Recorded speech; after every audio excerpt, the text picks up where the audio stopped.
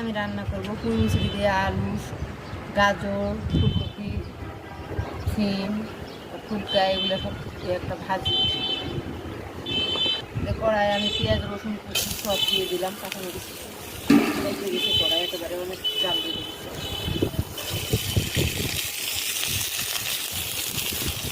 পেঁয়াজ কাঁচামরিচ রসুন বাদামি কালার হয়ে গেছে, এখন গোটা জিরা দিলাম। এর মধ্যে গোটা জিরা দিলে টেস্ট সুন্দর আসে। এখন আমি সবজি সব দিয়ে দিলাম পেঁয়াজ রসুন।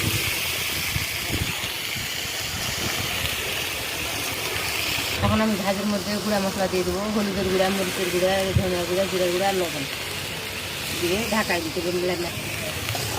এই যে কষানোর পরে ঢাকনা দিয়ে ঢেকে দিলে পানি দেওয়া লাগবে না, কিন্তু ভাজিতে পানি দিতে হয় না, অনেক পানি দেবে।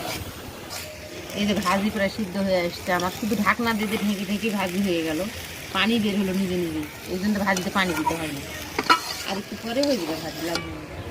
এই তো হয়ে গেল আমাদের ভাজি। দেখো সবজির ভাজি কি সুন্দর হয়েছে না, একেবারে অনেক প্রকারের সবজি মিশ।